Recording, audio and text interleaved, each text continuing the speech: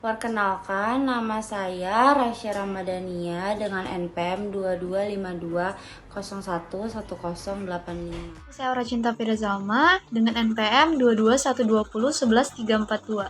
Assalamualaikum warahmatullahi wabarakatuh. Nama saya Nafi Trisna, NPM 22120111504. Saya Reza Kurniawan dan NPM 2112011543.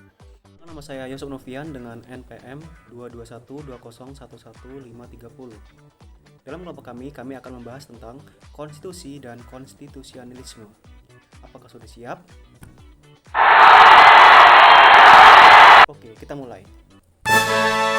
Are you ready, kids? Aye, aye, Captain! I can't hear you. Aye, aye, Captain! Oh!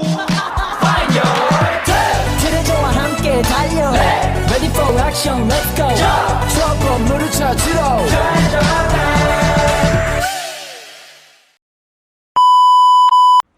Saya akan membacakan pengertian konstitusi. Konstitusi merupakan hukum yang lebih tinggi serta fundamental sifatnya.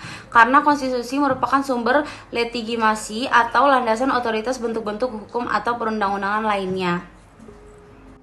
Yang kedua, pengertian konstitusi menurut para ahli.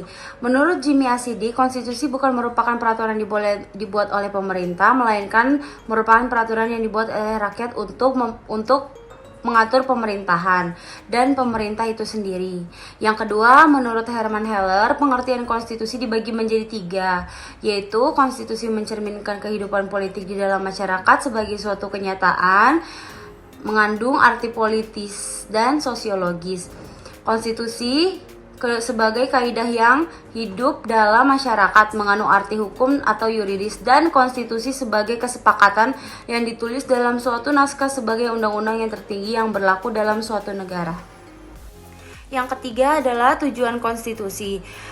Yang pertama, untuk membatasi tindakan sewenang-wenang pemerintah, menjamin hak-hak rakyat yang diperintah dan menetapkan pelaksanaan kekuasaan yang berdaulat. Yang kedua, konstitusi sebagai hukum tertinggi dalam negara, maka tujuan tertinggi itu adalah keadilan, ketertiban, perwujudan nilai-nilai ideal seperti kemerdekaan atau kebebasan dan kesejahteraan atau kemakmuran. Konstitusi yaitu memberikan pembatasan pada kekuasaan pemerintah agar tidak terjadi pemerintahan yang sewenang-wenangnya sehingga hak warga negara dapat terjamin dan terlindungi serta tersalurkan dengan baik serta sebagai piagam atas lahirnya suatu bangsa.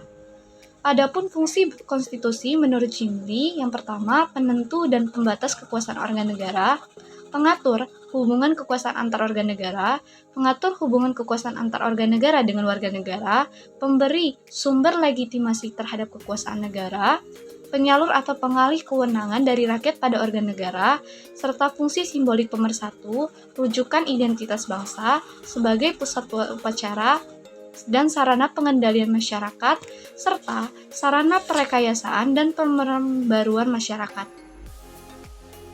Selanjutnya, jenis-jenis konstitusi. Yang pertama ada konstitusi tertulis, merupakan sekumpulan aturan pokok dasar negara, bangunan negara, dan tata negara yang mengatur perkehidupan suatu bangsa di dalam persekutuan hukum negara. Misalnya Undang-Undang Dasar 1945, Undang-Undang RIS, dan hasil amandemen. Selanjutnya, konstitusi yang tidak tertulis dapat juga disebut sebagai konvensi. Konvensi sendiri memiliki pengertian sebagai kebiasaan sistem tata negara yang sering ada dalam sebuah negara. Contohnya, keputusan di MPR diambil dan diputuskan berdasarkan musyawarah mufakat, pidato presiden, dan adat istiadat. Kemudian kita ke Sri Sumantri dengan mengamini pendapat J.G. Steinbeck berpendapat bahwa konstitusi itu berisi 3 hal pokok, yaitu adanya jaminan terhadap hak asasi manusia dan warga negara. Yang kedua, ditetapkannya susunan ketatanegaraan suatu negara yang bersifat fundamental. Dan yang ketiga, ada pembagian dan pembatasan tugas ketatanegaraan yang juga bersifat fundamental. Selanjutnya kita masuk ke pengertian konstitusionalisme. Konstitusionalisme atau serapan dari bahasa Belanda konstitusionalisme adalah suatu konsep atau gagasan yang berpendapat bahwa kekuasaan pemerintah perlu dibatasi agar penyelenggaraan negara tidak sewenang-wenang atau otoriter. Konstitusionalisme menganggap bahwa suatu undang-undang dasar atau konstitusi adalah jaminan untuk melindungi rakyat dari perilaku semena-mena pemerintah. Dengan demikian, konstitusionalisme melahirkan suatu konsep lainnya yang disebut sebagai negara konstitusional atau the constitutional state, di mana undang-undang dasar menjadi instrumen yang paling efektif dalam menjalankan konsep rule of law atau negara hukum. Selanjutnya adalah konstitusionalisme. Konstitusionalisme dibedakan antara konstitusionalisme politik atau political constitutionalism dan konstitusionalisme hukum atau legal constitutionalism. Konstitusionalisme hukum menyangkut hak-hak konstitusional atau constitutional right dan pelindungan hak-hak tersebut dari gangguan politik. Inti konstitusional hukum. Pertama, hak mengajukan judicial review atau merupakan jaminan melawan tirani mayoritas. Kedua, hak-hak sebagai pegangan petunjuk bagi hakim untuk memutus perkara suatu nilai-nilai yang mendasari sistem hukum secara keseluruhan. Ketiga, hak-hak tertentu dikatakan tersirat oleh proses demokrasi itu sendiri.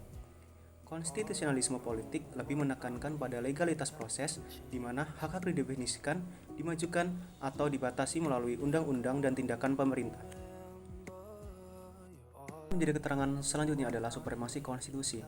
Salah satu nilai yang dianut dalam paham konstitusionalisme adalah supremasi konstitusi. Konstitusilah yang memiliki kedudukan paling tinggi dibanding kekuasaan. Konstitusi yang membawakan kekuasaan, bukan sebaliknya. Kekuasaan negara harus dijalankan dalam bingkai pembatasan-pembatasan yang ditetapkan konstitusi bagi Indonesia. Pembatasan kekuasaan dan penegasan bahwa kekuasaan itu berada dan tunduk pada hukum dimuat dalam Undang-Undang Dasar 1945 sebagai konstitusi negara. Dalam supremasi konstitusi dimaksud dimulai dalam pasal 1 ayat 3 Undang-Undang Dasar 1945. Dalam ketentuan tersebut dinyatakan bahwa Indonesia ialah negara hukum. Norma hukum dasar dimaksud mengukuhkan supremasi hukum atau supremasi konstitusi dalam kekuasaan negara. Kekuasaan negara di mana rakyat berdaulat di dalamnya harus dijalankan di bawah ketentuan konstitusi sebagai hukum tertinggi dalam negara. Supremasi konstitusi. Supremasi konstitusi tersebut juga dapat dibaca dalam ketentuan Undang-Undang Dasar 1945 yang mengatur tentang kedaulatan rakyat, yaitu ada pasal 1 ayat 2 UUD 1945. Norma yang dimaksud itu menyatakan kedaulatan itu berada di tangan rakyat dan dilaksanakan menurut UUD 1945. Artinya, kedaulatan rakyat dalam negara mesti dijalankan menurut ketentuan Undang-Undang Dasar 1945. Segala pembatasan yang ditentukan dalam konstitusi merupakan panduan bagi berjalannya kekuasaan negara yang didasarkan atas kekuasaan tertinggi berada di tangan rakyat. Selanjutnya ada hierarki peraturan perundang-undangan dalam konstitusi, yaitu ada Undang-Undang Dasar 1945, ketetapan Majelis Permusyawaratan Rakyat, undang-undang atau peraturan pemerintah pengganti undang-undang. Selanjutnya juga ada peraturan pemerintah, peraturan presiden, peraturan daerah provinsi, dan peraturan daerah kabupaten atau kota. Terima kasih. Terima kasih. Baik, sekian dari saya. Terima kasih.